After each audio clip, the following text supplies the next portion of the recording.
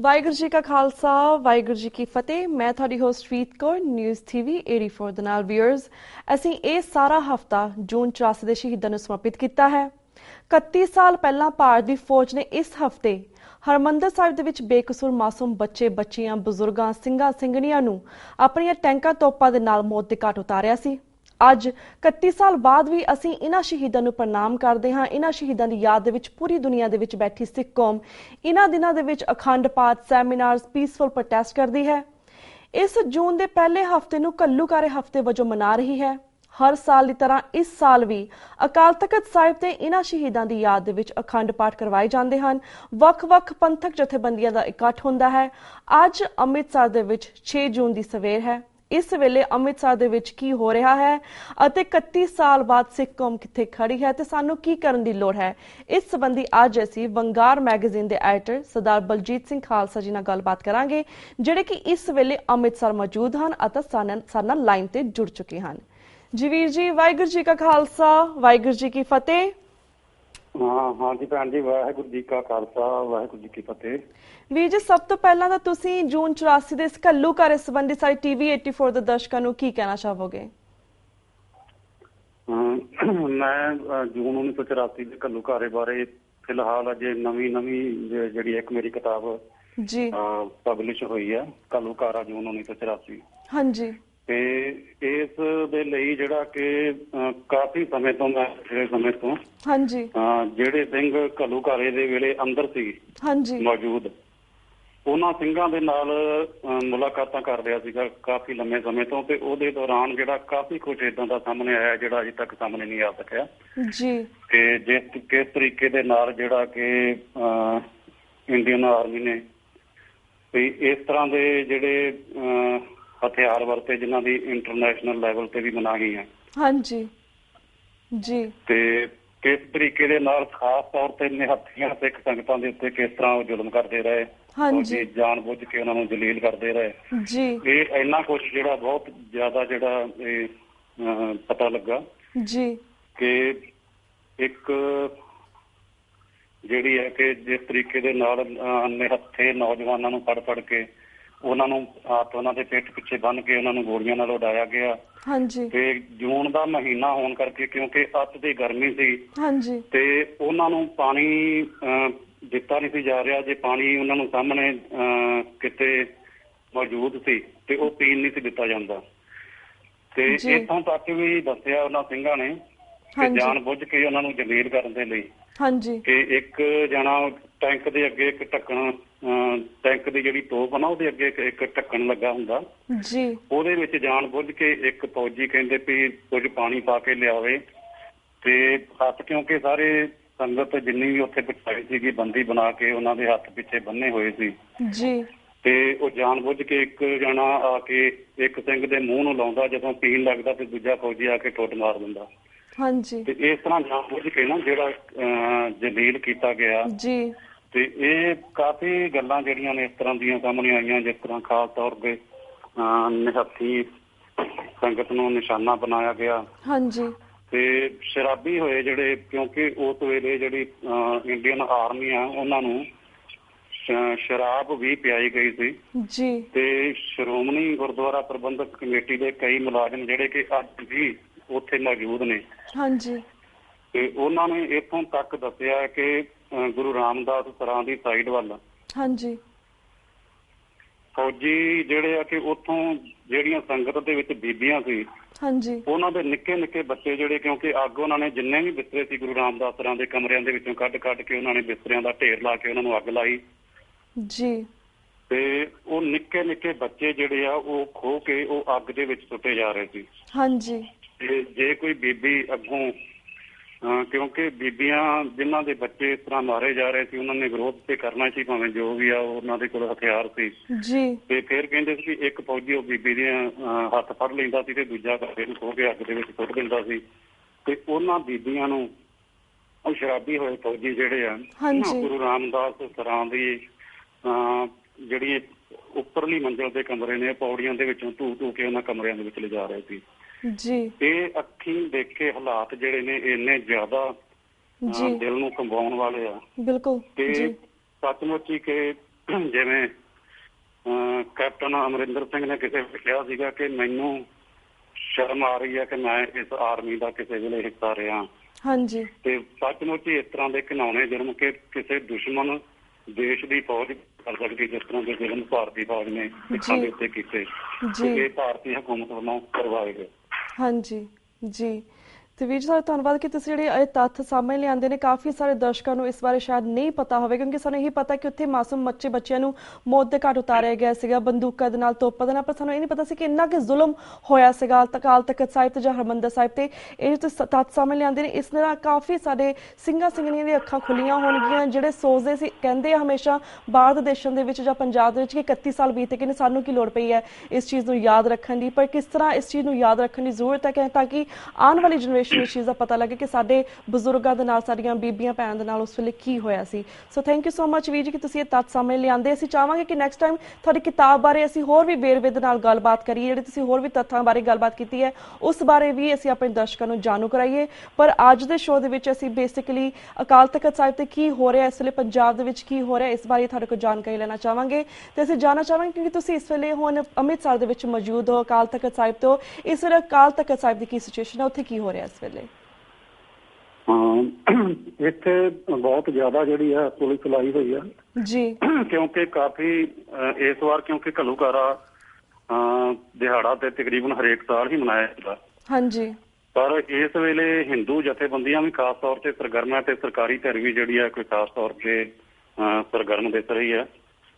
ਇਹਦਾ ਕਾਰਨ ਇੱਕ ਤੇ ਇਹ ਆ ਕਿ ਇਸ ਵੇਲੇ ਨਰਿੰਦਰ ਮੋਦੀ ਜਿਹੜਾ ਪ੍ਰਧਾਨ ਮੰਤਰੀ ਹੈ, ਹਾਂਜੀ, ਤੇ ਉਹ ਜਿੰਨੀਆਂ ਵੀ ਕੱਟੜਵਾਦੀ ਹਿੰਦੂ ਜਥੇਬੰਦੀਆਂ ਉਸਨੂੰ ਆਪਣਾ ਲੀਡਰ ਸਮਝਦੀਆਂ, ਤੇ ਇਸ ਤਰੀਕੇ ਦੇ ਨਾਲ ਵਿਸ਼ੇਸ਼ ਤੌਰ ਤੇ ਜਿਹੜੀਆਂ ਨਾ ਸਰਗਰਮੀਆਂ ਜਿਹੜੀਆਂ, ਕਿਉਂਕਿ ਆਪਾਂ ਜੰਮੂ ਦੀ ਮਿਸਾਲ ਲੈਂਦੇ ਹਾਂ।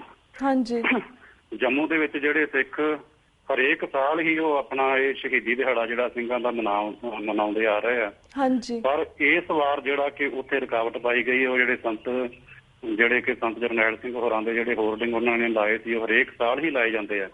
ਇਸ ਵਾਰ ਪੁਲਿਸ ਨੇ ਜਿਹੜੇ ਆ ਉਹ ਉੱਥੋਂ ਪਾੜੇ, ਜਿਹਦੇ ਕਾਰਨ ਜਿਹੜੀ ਆ ਉੱਥੋਂ ਸਿੱਖਾਂ ਦੇ ਵਿੱਚ ਰੋਸ ਪੈਦਾ ਹੋਇਆ ਤੇ ਉਸ ਰੋਸ ਨੂੰ ਪੁਲਿਸ ਦੀ ਸਖਤੀ ਦੇ ਨਾਲ ਦਬਾਉਣ ਦੀ ਕੋਸ਼ਿਸ਼ ਕੀਤੀ ਗਈ ਤੇ ਗੋਲੀ ਚਲਾਈ ਗਈ, ਜਿਹਦੇ ਨਾਲ ਇੱਕ ਨੌਜਵਾਨ ਸ਼ਹੀਦ ਹੋਇਆ ਤੇ ਕਈ ਜ਼ਖਮੀ ਹੋਏ ਨੇ ਜੀ। ਇਹ ਕਿਉਂਕਿ ਅਸਲ ਵਿੱਚ ਇਹ ਅਸੀਂ ਸਮਝਦੇ ਹਾਂ ਕਿ ਜਿਵੇਂ ਜੰਮੂ ਕਸ਼ਮੀਰ ਦੇ ਵਿੱਚ ਵੀ ਜੁਆਇੰਟ ਜਿਹੜੀ ਇਹਨਾਂ ਦੀ ਸਰਕਾਰ ਹੈ, ਉਹਦੇ ਵਿੱਚ ਬੀਜੇਪੀ ਸ਼ਾਮਲ ਹੈ ਤੇ ਇਹ ਵਿਸ਼ੇਸ਼ ਤੌਰ ਤੇ ਐਤਕੀ ਸਰਗਰਮੀ ਕਰ ਰਹੀ ਹੈ ਕਿ ਸਿੱਖ ਜਿਹੜਾ ਆਪਣੇ ਸ਼ਹੀਦਾਂ ਨੂੰ ਯਾਦ ਵੀ ਕਰਦੇ ਨੇ ਤੇ ਅਸੀਂ ਯਾਦ ਵੀ ਨਹੀਂ ਕਰਨ ਦੇਣਾ। ਇਸ ਤਰੀਕੇ ਦੀ ਸਰਗਰਮੀ, ਕਿਉਂਕਿ ਪੰਜਾਬ ਦੇ ਵਿੱਚ ਵੀ ਹਿੰਦੂ ਸ਼ਿਵ ਸੈਨਾ ਨੇ ਵਿਸ਼ੇਸ਼ ਤੌਰ ਤੇ ਰੋਪੜ ਤੋਂ ਮਾਰਚ ਕੱਢਣ ਦੀ ਜਿਹੜੀ ਹੈ ਉਹ ਕੀਤੀ ਸੀਗੀ ਜੀ, ਤੇ ਉਹਦੇ ਵਿੱਚ ਜਿਹੜਾ ਬੜੀਆਂ ਹੀ ਭੜਕਾਊ ਗੱਲਾਂ ਸਿੱਖਾਂ ਦੇ ਖਿਲਾਫ, ਜਿਵੇਂ ਕਿ ਅੱਤਵਾਦ ਦਾ ਸਫਾਇਆ ਦਿਵਸ ਜਾਂ ਕੁਛ ਏਦਾਂ ਦੀਆਂ ਗੱਲਾਂ ਜਿਹੜੀਆਂ ਇਹਨਾਂ ਨੇ ਬੈਨਰ ਬਣਾ ਕੇ ਜਿਹੜੇ ਲਾਏ। ਹਾਂਜੀ। ਤੇ ਸਰਕਾਰ ਜਿਹੜੀ ਹੈ ਕਿ ਬਜਾਏ ਇਹ ਜਿਹੇ ਜਿਹੜੇ ਸ਼ਰਾਰਤੀ ਅਨਸਰ ਨੇ ਉਹਨਾਂ ਤੇ ਨਕੇਲ ਕੱਸੇ, ਉਹਨਾਂ ਨੂੰ ਸਿਕਿਉਰਿਟੀ ਦਿੱਤੀ ਜਾ ਰਹੀ ਹੈ ਤੇ ਸਿੱਖਾਂ ਨੂੰ ਰੋਕਿਆ ਜਾ ਰਿਹਾ। ਕੱਲ ਇੱਥੋਂ ਘੁਮਾਣ ਤੋਂ ਇੱਕ ਸੰਗਤ ਜਿਹੜੀ ਆ ਟਰੱਕ ਤੇ ਆਈ ਸੀਗੀ ਤਾਂ ਕਿ ਜਿਹੜੇ ਘੱਲੂਘਾਰੇ ਦਿਹਾੜੇ ਦੇ ਵਿੱਚ ਸ਼ਾਮਲ ਹੋ ਸਕੇ। ਹਾਂਜੀ। ਉਹਨਾਂ ਨੂੰ ਉਧਰ ਦਰਬਾਰ ਸਾਹਿਬ ਵੱਲ ਦੀ ਉਹਨਾਂ ਨੂੰ ਅੰਦਰ ਨਹੀਂ ਜਾਣ ਦਿੱਤਾ ਗਿਆ। ਉਹਨਾਂ ਨੇ ਫਿਰ ਕਹਿੰਦੇ ਸੀ ਵੀ ਅਸੀਂ ਹੁਣ ਕਿਤੇ ਹੋਰ ਰਸਤੇ ਦੇ ਰਾਹੀਂ ਕੋਸ਼ਿਸ਼ ਕਰਦੇ ਹਾਂ ਉੱਥੋਂ ਜਾਣ ਦੀ। ਉਸ ਤੋਂ ਬਾਅਦ ਉਹ ਜਾ ਸਕੇ ਜਾਂ ਨਹੀਂ ਇਹਦੇ ਬਾਰੇ ਮੈਨੂੰ ਪਤਾ ਨਹੀਂ। ਉਹ ਇੱਥੇ ਸਾਡੇ ਕੋਲੋਂ ਹੋ ਕੇ ਗਏ ਆ ਤੇ ਇਹ ਰੁਕਾਵਟਾਂ ਜਿਹੜੀਆਂ ਨੇ ਉਹ ਸਿੱਖਾਂ ਦੇ ਪ੍ਰਤੀ ਹੀ ਲਾਈਆਂ ਜਾ ਰਹੀਆਂ ਨੇ ਤੇ ਜਿਹੜੀਆਂ ਹਿੰਦੂ ਜਥੇਬੰਦੀਆਂ ਇੱਥੇ ਸ਼ਰਾਰਤਾਂ ਕਰ ਰਹੀਆਂ ਨੇ, ਜਿਹੜੀਆਂ ਸਿੱਖਾਂ ਦੇ ਜ਼ਖਮਾਂ ਤੇ ਲੂਣ ਛਿੜਕ ਰਹੀਆਂ ਨੇ, ਤੇ ਉਹਨਾਂ ਨੂੰ ਸੁਰੱਖਿਆ ਦਿੱਤੀ ਜਾ ਰਹੀ ਹੈ ਤੇ ਤਾਂ ਕਿ ਉਹ ਜਿਹੜਾ ਆਪਣਾ ਕੰਮ ਉਹ ਬਿਨਾਂ ਕਿਸੇ ਵਿਘਨ ਦੇ ਕਰ ਸਕਣ ਜੀ। ਪਰ ਵੀਰ ਜਿਸ ਤਰ੍ਹਾਂ ਦਰਬਾਰ ਸਾਹਿਬ ਦੇ ਅੰਦਰ ਜਾਂ ਹਰਿਮੰਦਰ ਸਾਹਿਬ ਦੇ ਅੰਦਰ ਹਰ ਸਿੱਖ ਨੂੰ ਤੇ ਨਾਨ ਸਿੱਖ ਨੂੰ ਆਉਣ ਦੀ ਇਜਾਜ਼ਤ ਹੈ, ਫਿਰ ਜਿਹੜੇ ਇਹ ਲੋਕ ਆਏ ਸੀਗੇ ਇਹਨਾਂ ਨੂੰ ਦਰਬਾਰ ਸਾਹਿਬ ਅੰਦਰ ਆਉਣ ਤੋਂ ਕਿਉਂ ਰੋਕ ਲਗਾਈ ਗਈ? ਇਸ ਪਿੱਛੇ ਕੀ ਕਾਰਨ ਸੀ? ਕੀ ਤੁਸੀਂ ਇਸ ਬਾਰੇ ਪਤਾ ਕਰਨ ਦੀ ਕੋਸ਼ਿਸ਼ ਕੀਤੀ? ਇਹ ਕਿਉਂਕਿ ਸਰਕਾਰ ਜਿਹੜੀ ਹੈ ਇਹ ਹਮੇਸ਼ਾ ਹੀ ਜਦ ਕਿਸੇ ਵੀ ਚੀਜ਼ ਦੇ ਵਿੱਚ ਰੁਕਾਵਟ ਪਾਉਣੀ ਹੋਵੇ ਤੇ ਤਾਂ ਕਿ ਇਹ ਬਹਾਨਾ ਇਹ ਬਣਾਇਆ ਜਾਂਦਾ ਕਿ ਉੱਥੇ ਗੜਬੜ ਹੋਏਗੀ ਜੀ।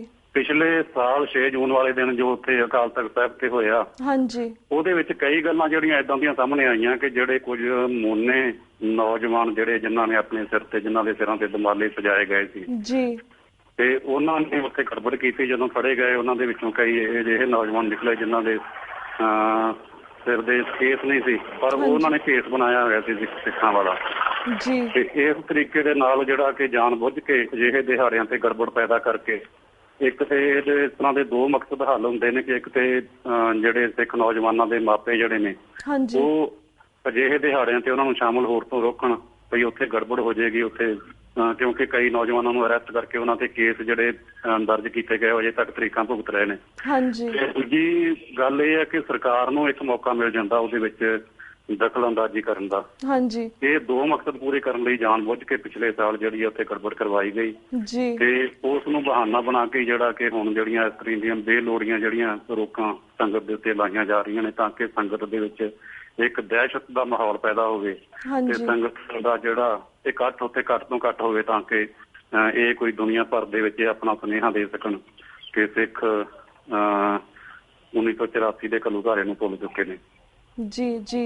ਤੇ ਵੀਰ ਜੀ, ਕਿਉਂਕਿ ਜਿਸ ਤਰ੍ਹਾਂ ਇਸ ਸੰਗਤਾਂ ਇੰਨੀ ਤੇਜ਼ੀ ਦੇ ਨਾਲ ਆਉਂਦੀਆਂ ਨੇ, ਇਹਨਾਂ ਦਿਨਾਂ ਦੇ ਵਿੱਚ ਬਹੁਤ ਸਾਰਾ ਵੱਡਾ ਇਕੱਠ ਹੁੰਦਾ ਤਾਂ ਕਿ ਕਾਫੀ ਲੋਕ ਜਾਗਰੂਕ ਵੀ ਹੁੰਦੇ ਨੇ, ਕਿਉਂਕਿ ਵੱਖ-ਵੱਖ ਜਥੇਬੰਦੀਆਂ ਦੇ ਜਿਹੜੇ ਲੋਕ ਹੁੰਦੇ ਨੇ ਉਹ ਗੱਲਬਾਤ ਕਰਦੇ ਨੇ ਘੱਲੂਘਾਰੇ ਦੇ ਬਾਅਦ। ਸੋ ਕਾਫੀ ਲੋਕਾਂ ਨੂੰ ਜਾਗਰੂਕਤਾ ਵੀ ਮਿਲਦੀ ਹੈ। ਮੇਬੀ ਦੈਟਸ ਦੀ ਰੀਜ਼ਨ ਜਿਹੜੇ ਪੰਜਾਬ ਦੇ ਵਿੱਚ ਜਾਂ ਅੰਮ੍ਰਿਤਸਰ ਦੇ ਵਿੱਚ ਇੰਨੀ ਪੁਲਿਸ ਤੈਨਾਤ ਹੈ। ਪਰ ਅਸੀਂ ਜਾਣਨਾ ਚਾਹਾਂਗੇ, ਜਿਸ ਤਰ੍ਹਾਂ ਗੱਲ ਕੀਤੀ ਹੈ ਕਿ ਅਕਾਲ ਤਖਤ ਸਾਹਿਬ ਜਿਹੜੀ ਪਿਛਲੇ ਸਾਲ ਇੱਕ ਹਿੰਸਕ ਘਟਨਾ ਵਾਪਰੀ ਸੀ ਜਿਸਦਾ ਪੂਰੀ ਦੁਨੀਆ ਦੇ ਵਿੱਚ ਉਹਨੇ ਲਾਈਵ ਟੈਲੀਕਾਸਟ ਕੀਤਾ ਸੀ, ਪੂਰੀ ਦੁਨੀਆ ਦੇ ਵਿੱਚ ਉਹਨਾਂ ਨੇ ਸਿੱਖਾਂ ਨੂੰ ਕਿਸ ਤਰ੍ਹਾਂ ਦਿਖਾਇਆ ਸੀਗਾ, ਇਟ ਵਾਸ ਵੈਰੀ ਸ਼ੇਮਫੁਲ। ਪਰ ਜਿਸ ਤਰ੍ਹਾਂ ਅਕਾਲ ਤਖਤ ਸਾਹਿਬ ਤੇ ਇਹ ਘਟਨਾ ਵਾਪਸ ਇਸ ਸਾਲ ਨਾ ਵਾਪਰੇ, ਜਥੇਦਾਰ ਅਕਾਲ ਤਖਤ ਸਾਹਿਬ ਜਾਂ ਸ਼੍ਰੋਮਣੀ ਗੁਰਦੁਆਰਾ ਪ੍ਰਬੰਧਕ ਕਮੇਟੀ ਵੱਲੋਂ ਕੀ ਕੋਈ ਹੋਰ ਸਿਚੁਏਸ਼ਨ ਕੰਟਰੋਲ ਕਰਨ ਲਈ ਅੰਦਰ ਕੁਝ ਕੀਤਾ ਜਾ ਰਿਹਾ ਹੈ? ਸ਼੍ਰੋਮਣੀ ਗੁਰਦੁਆਰਾ ਪ੍ਰਬੰਧਕ ਕਮੇਟੀ ਕਿ ਜਿਹੜਾ ਰੋਲ ਨੂੰ ਨਿਭਾਉਣਾ ਚਾਹੀਦਾ ਉਹ ਨਹੀਂ ਨਿਭਾ ਰਹੀ ਪਿਛਲੇ ਕੁਝ ਦਿਨਾਂ ਦੇ ਵਿੱਚ ਅਖਬਾਰਾਂ ਦੇ ਵਿੱਚ ਏਦਾਂ ਦੀਆਂ ਖਬਰਾਂ ਛਪੀਆਂ ਕਿ ਸ਼੍ਰੋਮਣੀ ਗੁਰਦੁਆਰਾ ਪ੍ਰਬੰਧਕ ਕਮੇਟੀ ਦੀ ਜਿਹੜੀ ਟਾਸਕ ਫੋਰਸ ਬਣਾਈ ਹੈ ਉਹਦੇ ਮੁਲਾਜ਼ਮ ਜਿਹੜੇ ਨੇ ਕਿ ਜਿਹੜੇ ਸ਼ਰਧਾਲੂ ਸੰਗਤਾਂ ਜਿਹੜੀਆਂ ਮੱਥਾ ਟੇਕਣ ਆ ਰਹੀਆਂ ਨੇ ਉਹਨਾਂ ਦੀ ਜਿਹੜੇ ਬੈਗ ਜਿਹੜੇ ਨੇ ਉਹ ਖੋਲ ਕੇ ਤਲਾਸ਼ੀ ਲਈ ਜਾ ਰਹੀ ਹੈ ਤੇ ਇਹ ਇੱਕ ਬਹੁਤ ਹੀ ਇਹਦਾ ਗਲਤ ਪ੍ਰਭਾਵ ਲੋਕਾਂ ਦੇ ਵਿੱਚ ਜਾਂਦਾ ਹੈ ਕਿ ਖਾਸ ਤੌਰ ਤੇ ਜਿਹੜੇ ਸ਼ਰਧਾਲੂ ਇੰਨੀ ਸ਼ਰਧਾ ਦੇ ਨਾਲ ਹਰਿਮੰਦਰ ਸਾਹਿਬ ਮੱਥਾ ਟੇਕਣ ਆਏ ਆ ਉਹ ਸ਼੍ਰੋਮਣੀ ਕਮੇਟੀ ਦੇ ਮੁਲਾਜ਼ਮ ਉਹਨਾਂ ਦੇ ਬੈਗ ਖੋਲ ਖਾਸ ਤੌਰ ਤੇ ਮੈਂ ਜਿਹੜੀ ਫੋਟੋ ਅਖਬਾਰ ਦੇ ਵਿੱਚ ਛਪੀ ਇੱਕ ਬੀਬੀ ਉੱਥੇ ਖੜੀ ਹੈ ਤੇ ਉਹਦਾ ਬੈਗ ਜਿਹੜਾ ਦੋ ਜਿਹੜੇ ਨੇ ਟਾਸਕ ਫੋਰਸ ਦੇ ਜਿਹੜੇ ਮੁਲਾਜ਼ਮ ਨੇ ਉਹ ਬੈਗ ਖੋਲ ਕੇ ਉਹਦੇ ਵਿੱਚੋਂ ਉਹ ਤਲਾਸ਼ੀ ਲੈ ਰਹੇ ਆ ਤੇ ਇਸ ਤਰ੍ਹਾਂ ਦਾ ਜਿਹੜਾ ਕਿਉਂਕਿ ਇਹ ਤੇ ਇੱਕ ਜਿਸ ਤਰੀਕੇ ਦੇ ਨਾਲ ਕਿਉਂਕਿ ਨੌਜਵਾਨਾਂ ਦੇ ਅੰਦਰ ਉਸ ਦਿਹਾੜੇ ਦੇ ਵਿੱਚ ਕੁਦਰਤੀ ਇੱਕ ਹੁੰਦਾ ਕਿ ਮਨ ਦੇ ਅੰਦਰ ਰੋਸ ਹੁੰਦਾ ਜਦੋਂ ਹਰ ਕੋਈ ਸੋਚਦਾ ਕਿ ਅੱਜ ਦੇ ਦਿਨ ਇਸੇ ਹੀ ਥਾਂ ਤੇ ਜਿਹੜਾ ਕਿ ਟੈਂਕਾਂ ਦੇ ਗੋਲੇ ਅਕਾਲ ਤਖਤ ਸਾਹਿਬ ਤੇ ਵਰ ਰਹੇ ਸੀ ਉਹਦੇ ਅੰਦਰ ਕੁਦਰਤੀ ਭਾਵਨਾਵਾਂ ਜਿਹੜੀਆਂ ਨੇ ਪੈਦਾ ਹੁੰਦੀਆਂ, ਰੋਸ ਪੈਦਾ ਹੁੰਦਾ ਤੇ ਸ਼੍ਰੋਮਣੀ ਗੁਰਦੁਆਰਾ ਪ੍ਰਬੰਧਕ ਕਮੇਟੀ ਨੂੰ ਇਹ ਚਾਹੀਦਾ ਕਿ ਉਸ ਪੂਰੇ ਦਿਨ ਦਾ ਸਮਾਗਮ ਖਾਸ ਤੌਰ ਤੇ ਕਿਤੇ ਵੀ ਜਾਂ ਅਕਾਲ ਤਖਤ ਸਾਹਿਬ ਤੇ ਜਾਂ ਮੰਜੀ ਸਾਹਿਬ ਦੀਵਾਨ ਹਾਲ ਦੇ ਵਿੱਚ ਆਯੋਜਿਤ ਕੀਤਾ ਜਾਵੇ ਜਿਹਦੇ ਵਿੱਚ ਉਹਨਾਂ ਸ਼ਹੀਦਾਂ ਦੀ ਗੱਲ ਕੀਤੀ ਜਾਵੇ, ਉਹਨਾਂ ਨੂੰ ਸ਼ਰਧਾਂਜਲੀਆਂ ਭੇਟ ਕੀਤੀਆਂ ਜਾਣ ਤਾਂ ਕਿ ਇਹ ਜਿਹੜਾ ਇਹ ਸੰਗਤ ਦੀਆਂ ਜਿਹੜੀਆਂ ਭਾਵਨਾਵਾਂ ਨੇ ਉਹ ਉੱਥੇ ਤ੍ਰਿਪਤ ਹੋ ਸਕਣਗੇ, ਉਹ ਆਪਣੇ ਸ਼ਹੀਦਾਂ ਦੀ ਗੱਲ ਖੁੱਲ੍ਹ ਕੇ ਕਰ ਸਕਣ। ਪਰ ਸ਼੍ਰੋਮਣੀ ਗੁਰਦੁਆਰਾ ਪ੍ਰਬੰਧਕ ਕਮੇਟੀ ਲਗਾਤਾਰ ਕਈ ਸਾਲਾਂ ਤੋਂ ਜਿਹੜੀ ਹੈ ਕਿ ਉਹ ਇਸ ਤਰੀਕੇ ਦੇ ਨਾਲ ਜਿਹੜਾ ਵਾ ਕਿ ਵੇਲਾ ਟਪਾਊ ਢੰਗ ਦੇ ਨਾਲ ਉਹਦੀ ਕੋਸ਼ਿਸ਼ ਹੁੰਦੀ ਹੈ ਕਿ ਜਦੋਂ ਤੱਕ ਸੰਗਤਾਂ ਇੱਥੇ ਸਾਡੇ ਕੋਲ ਪਹੁੰਚਣੀਆਂ ਉਦੋਂ ਤੱਕ ਸਭ ਕੁਝ ਸਮਾਪਤੀ ਕਰ ਦਿੱਤੀ ਜਾਵੇ।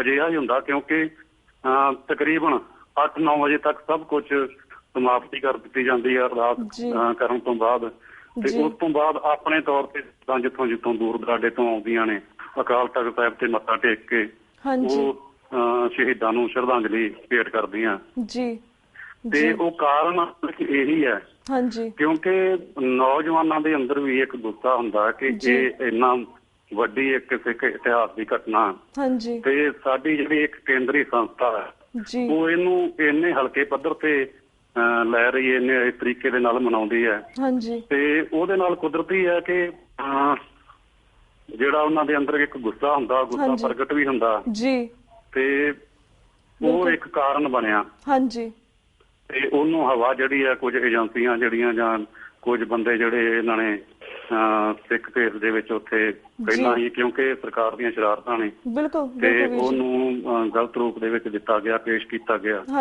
ਤੇ ਇਸ ਤਰੀਕੇ ਦੇ ਨਾਲ ਇਹਦੇ ਪਿੱਛੇ ਇਹ ਸਰਕਾਰ ਵੀ ਜ਼ਿੰਮੇਵਾਰ ਤੇ ਸ਼੍ਰੋਮਣੀ ਗੁਰਦੁਆਰਾ ਪ੍ਰਬੰਧਕ ਕਮੇਟੀ ਦੇ ਜਿਹੜੇ ਲੋਕ ਕਾਬਜ਼ ਨੇ ਉਹ ਵੀ ਜ਼ਿੰਮੇਵਾਰ ਨੇ। ਜੀ ਬਿਲਕੁਲ ਵੀਰ ਜੀ, ਥੈਂਕ ਯੂ ਸੋ ਮਚ ਕਿ ਤੁਸੀਂ ਜੂਨ 84 ਦੇ ਹਵਾਲੇ ਦੇ ਨਾਲ ਜਿਹੜੀ ਬੁੱਕ ਲਿਖੀ ਹੈ ਉਸਦੇ ਤੱਥ ਵੀ ਸਾਡੇ ਦਰਸ਼ਕਾਂ ਸਾਹਮਣੇ ਲਿਆਂਦੇ। ਆਲਸੋ ਇਸ ਵੇਲੇ ਅੰਮ੍ਰਿਤਸਰ ਦੇ ਵਿੱਚ ਕੀ ਸਿਚੁਏਸ਼ਨ ਹੈ ਇਸ ਬਾਰੇ ਵੀ ਸਾਡੇ ਦਰਸ਼ਕਾਂ ਨੂੰ ਪੂਰਾ ਵੇਰਵਾ ਦਿੱਤਾ। ਹੁਣ ਅਸੀਂ ਤੁਹਾਡੇ ਕੋਲ ਇਜਾਜ਼ਤ ਲੈਣੇ ਕਿਉਂਕਿ ਸਾਡਾ ਵਕਤ ਬ੍ਰੇਕ ਵੱਲ ਜਾ ਰਿਹਾ। ਸੋ ਵਾਹਿਗੁਰੂ ਜੀ ਕਾ ਖਾਲਸਾ, ਵਾਹਿਗੁਰੂ ਜੀ ਕੀ ਫਤਿਹ। ਵੀਰ ਜੀ ਵਾਹਿਗੁਰੂ ਜੀ ਕਾ ਖਾਲਸਾ, ਵਾਹਿਗੁਰੂ ਜੀ ਕੀ ਫਤਿਹ। Viewers, वक्त हो गया एक छोटे से ब्रेक था। Keep watching News TV 84. We'll be right back after a short break.